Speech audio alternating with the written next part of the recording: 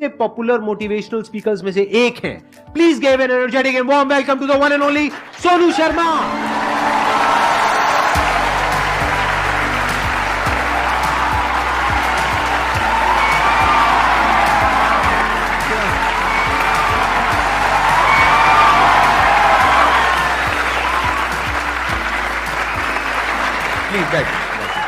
आइए। सबसे पहले तो गुस्सा है इन पे बहुत ज़्यादा। क्या गुस्ताखी हो गई सर? देखो, ऐसा होता है कि आपके जो ऑडियंस है ना, वो आपको बार बार प्रेशराइज कर रहे हैं। आप वहाँ गए, आप वहाँ क्यों नहीं जा रहे? अरे मैंने कहा अच्छी बदमाशी नहीं जाते हम। तो नाक में दम कर दिया लोगों ने आपकी वजह से। आना ही पड़ा। मतलब इतने मैसेज, अब तो 2-3 दिन से तो धमकी वाले भी आ रहे हैं, जाओगे कि नहीं जाओगे।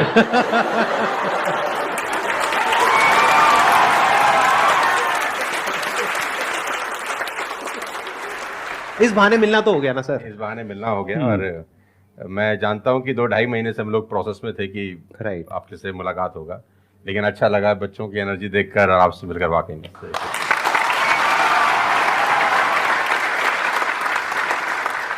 अब बताइए कौन है जो इनसे कुछ क्वेश्चंस पूछना चाहते हैं? मेरा क्वेश्चन ये है कि जब आपका लाइफ का एक स्ट्रगलिंग फेज था, तो उस टाइम पे आपको गिव अप करने का फीलिंग आया होगा, तो उस फीलिंग को हमें कैसे टैकल करना है या फिर आपने कैसे टैकल किया? देखो, जब आपका वाई बहुत क्लियर होता है ना, तो आप गिव अप कभी भी नहीं करते।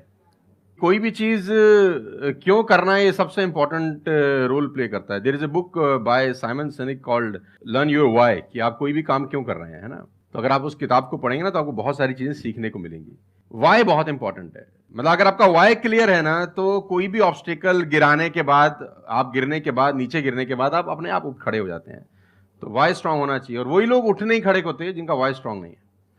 मैं एग्जांपल देके समझाता हूं आपको। फॉर एन एग्जांपल, मैं आपको वुडन स्ट्रोक दूं, 2 फुट जिसका विड्थ हो और 30 फीट जिसका लेंथ हो, और आपको बोलूं मैं यहां से वहां आपको ट्रेवल करना है उसके ऊपर चल के, और मैं आपको 10,000 रुपये दूंगा, तो आप चल लेंगे बहुत आराम से? आप सवाल को ट्विस्ट करते हैं। अब उसी फट्टे को मैं 100 माले की 2 बिल्डिंग के बीच में लगा दूं, अब आप चलेंगे? लेकिन मैं अगर आपको अभी भी चलवा दूं तो आप अभी भी चलेंगे। अगर आपको पता हो कि दूसरी बिल्डिंग में आपकी बेटी है और उस बिल्डिंग में आग लग गई है, और मैं आपको 1 रुपया भी नहीं दूंगा, फिर भी आप चलेंगे? बिकॉज आपका वाई क्लियर है। जब जब आपका वाई क्लियर होता है ना, तो कोई भी ऑब्स्टिकल, कोई भी गिरावट आपको कभी रोक नहीं सकती। लेकिन जब वाई क्लियर नहीं होता, तो छोटी सी छोटी ऑब्स्टिकल भी आपको वापस ले जाती है जहां से आपने जर्नी स्टार्ट किया होता है। वाई इंपॉर्टेंट है। आप सबसे मेरा एक क्वेश्चन है, आप कैसे बनना चाहते हो? जैसे एक होता है कि जरा सा भी कोई थोड़ी सी भी प्रॉब्लम आई तो रोने लग गए, परेशान हो गए। एक ऐसी पर्सनालिटी आपकी हो सकती है कि आने दो, जो आ रहा है आने दो, देख लेंगे, संभाल लेंगे। वो किसके अंदर हो सकता है? जिसने बहुत सारी छोटी छोटी प्रॉब्लम्स को फेस किया है, वही तो बोल सकता है ना आने दो। इस बात को अच्छे से समझ लो कि स्ट्रांग बनते कैसे हैं।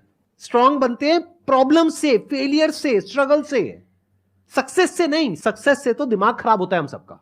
सच बता रहा हूं आप लोगों को। अभी आप लोगों के लिए सक्सेस बहुत इंपॉर्टेंट है ना। सक्सेस से कुछ नहीं होता है। सक्सेस जब मिल जाती है, हम अपने कंफर्ट जोन में चले जाते हैं और दिमाग खराब हो जाता है, ईगो बढ़ जाती है। बट एक्चुअल में एक इंसान अंदर से जो स्ट्रांग बनता है ना, वो बनता है ठोकरे खा खा करके, प्रॉब्लम्स को फेस करके, स्ट्रगल्स को देख करके। तो आप जितना अभी इस एज में फेलियर्स को देख लोगे, फेलियर से डरोगे नहीं, उतना ही आने वाले 10 साल बाद स्ट्रांग हो जाओगे। With all the respect and regard to everybody, आप देखेंगे कि जो सड़क किनारे बहुत सारे लोग रह रहे होते हैं ना, तंबू वंबू लगा के कुछ सामान बेच रहे हैं टाइप्स, वहाँ देखना उनके बच्चों का इम्यून सिस्टम बहुत शानदार होता है।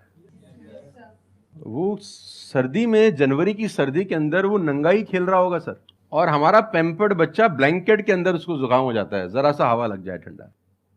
तो जो ठोकरे हैं ना, वो आपका इम्यून सिस्टम बहुत अच्छा बना देते हैं। सफलता, सही कह रहे हैं संदीप जी, कि दिमाग खराब करती है। तो ये जो 5-6 साल हैं, फ्रॉम 14 to 20 और 22, यहाँ तो आदमी की रगड़म पट्टी होनी चाहिए दबा के।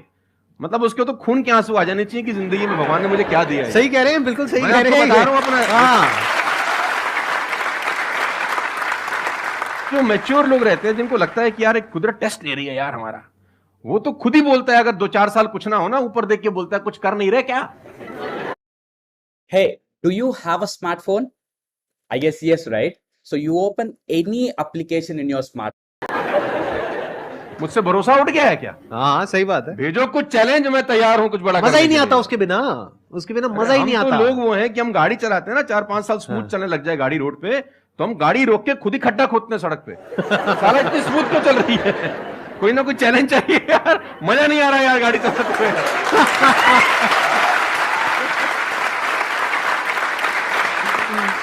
तो चैलेंजेस आपका इम्यून सिस्टम बहुत अच्छा करती हैं, और मेरे हिसाब से 14 और 20 साल का जो एज है, इसमें तो खूब पिटाई होनी चाहिए आदमी की, खूब रगड़ा पिट्टी होनी चाहिए, ताकि उसका इम्यूनिटी एक बार अच्छी हो जाए, बाकी का उसका जो 60-70 साल का जिंदगी है ना, वो लोहा हो जाता है। आपको खुद पे भरोसा रखना बहुत जरूरी है। दुनिया तो नहीं करेगी, ये तय है, दुनिया तो चड्डे में बम लगाएगी आपके। हाँ, तकलीफ ये नहीं है कि चड्डे में बम लगाएगी, तकलीफ ये है कि रिमोट भी अपने हाथ में रखेगी जब मन करे। हाँ, जब मन करेगी वो खास। सही दुनिया बात पे है। भरोसा नहीं करेगी, ये तय है। लेकिन अगर आपने भी भरोसा नहीं किया अपने ऊपर, तो मुझे लगता नहीं है कि वो ऊपर जाएंगे तो वो खुश होगा। वो कहेगा मैंने क्या बना के भेजा था यार, तुमने साला खुद पे ट्रस्ट नहीं किया यार। मेरा ये मानना है कि आदमी पहाड़ की चोटी से गिर जाए ना, वापस खड़ा हो जाता है। ऊंट से गिर के भी खड़ा हो सकता है, लेकिन अपनी नजर में गिर जाए ना, फिर आदमी खड़ा नहीं होता कभी। हमारे को अपनी नजर में खड़ा होना है। मेरा एक क्वेश्चन है आपसे, ये जो आप अपने वीडियोस में बार बार साला साला बोलते हो, तो आपका साला एक्चुअल में है या नहीं है? नहीं, बिल्कुल है, हष्ट पुष्ट है। कहते हैं ना सारी खुदाई एक तरफ।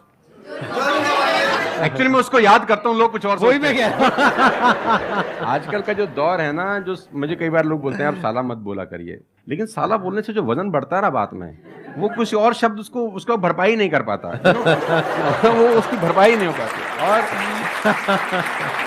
और कभी कभी जैसा लोग मुझे बोलते हैं मत यूज करो, ये वो आदमी है जो नेटफ्लिक्स देख रहा है और न जाने क्या क्या देख रहा है और क्या क्या सुन रहा है, लेकिन उसको मेरे से पंगा है थोड़ा सा। हर आदमी रहता है ना कि हाँ। इस देश में हर आदमी से खुश हो सकता है क्या? If everybody likes you, you have a serious problem, है ना? अगर दुनिया में सब आपको पसंद करते हैं तो आप में कोई सही बात प्रॉब्लम है, फिर आपने कोई समझौते ही किए हैं जीवन के अंदर। हाँ। तो मैं वो जानबूझ के बोलता हूं, क्योंकि उसका जो वजन है ना यार, मैं और बोलना चाहता हूं और भी कुछ, लेकिन रोक लेते हो।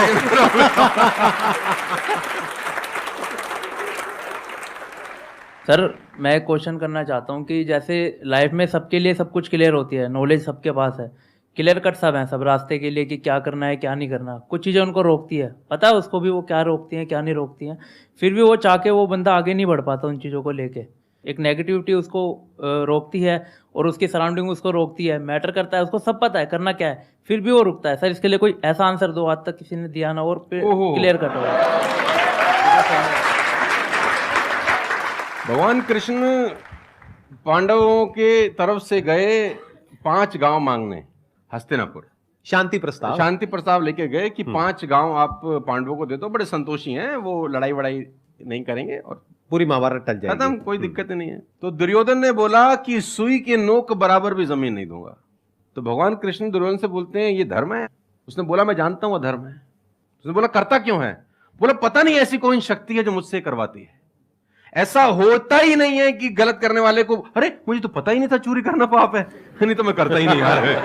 पता होता है। कहता पता नहीं ऐसी कौन सी शक्ति है जो मुझसे गलत कराने को मजबूर करती है और मैं करता जाता हूं। कुत्ता रहता है ना, जो कुत्ता, उससे परफेक्ट एग्जाम्पल नहीं है। कुत्ता अगर रोटी चुरा के कहीं से भागेगा ना, आप ध्यान दीजिए, गौर करिए, कहीं से चुरा के भागे तो वो 3 गली दूर जाएगा, चोरी से खाएगा कि कोई देख तो नहीं रहा, चुरा के लाया है। और अगर मालिक उसको अगर परोसता है, ध्यान से देखना, वो पहले पूंछ उठाएगा, 2 हाथ ऊपर के करेगा, थैंक्स बोलेगा, शुक्रिया अदा करेगा, और जहां परोसी होगी वहीं बैठ के खाएगा।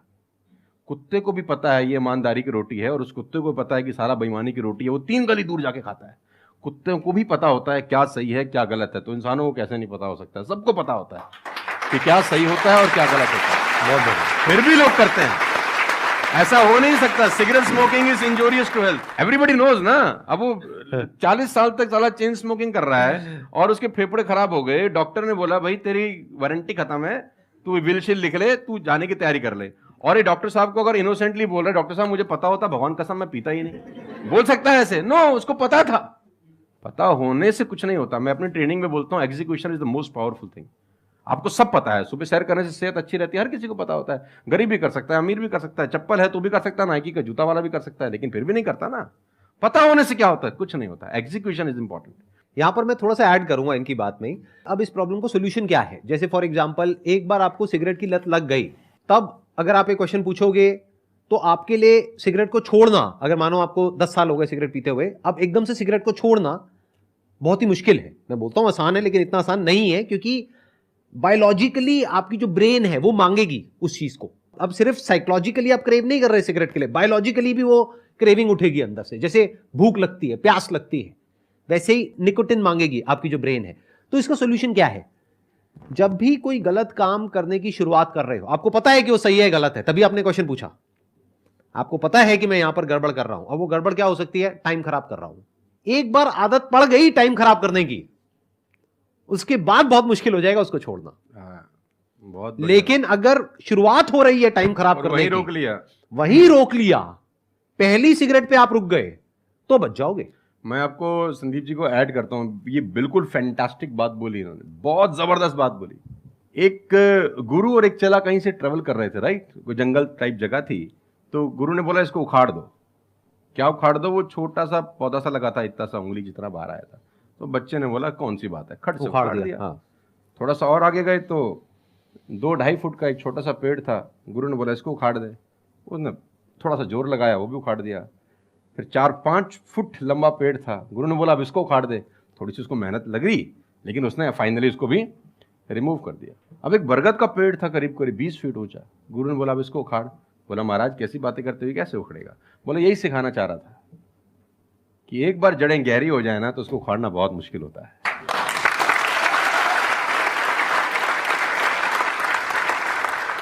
मेरा क्वेश्चन ये है कि जैसे कि हम पढ़ते हैं, मैं आजकल ये हो रहा है कि हम मैक्सिमम हमारा फोकस ये होता है कि हम पढ़ेंगे और ये चीज़ मतलब जॉब करेंगे, लेकिन ये होता है कि जब वो नहीं होता हमारे से, तो हमें मतलब हमें कुछ बड़ा सोचना चाहिए कि हाँ अब इससे भी बड़ा कुछ हो सकता है, मे बी वो ना हो, कुछ बड़ा मतलब अपनी थिंकिंग को कैसे बढ़ाएं, वॉस करें। देखो ये जो सोच है ना कि मुझे पढ़ना है और फिर मुझे जॉब चाहिए, ये सोच ही गलत है। अगर आप मुझसे पूछोगे तो मेरे स्टैंड पॉइंट से सोच पता है क्या होनी चाहिए? इतना तगड़ा इंस्ट्रूमेंट हमको मिला हुआ है, ये जो ह्यूमन बॉडी है, इसको एक इंस्ट्रूमेंट की तरह देखो। कितना कमाल का इंस्ट्रूमेंट है, क्या ब्रेन है हमारे पास में, क्या थिंकिंग पावर है, क्या एबिलिटीज है। इसको हम यूज कर रहे हैं किस लिए? सर्वाइव होने के लिए। सर्वाइव तो जानवर भी कर जाते हैं, उसमें क्या बड़ी बात है? तो नॉलेज को यूज करो, यानी एजुकेशन को यूज करो कुछ क्रिएट करने के लिए। माइंडसेट को चेंज करो।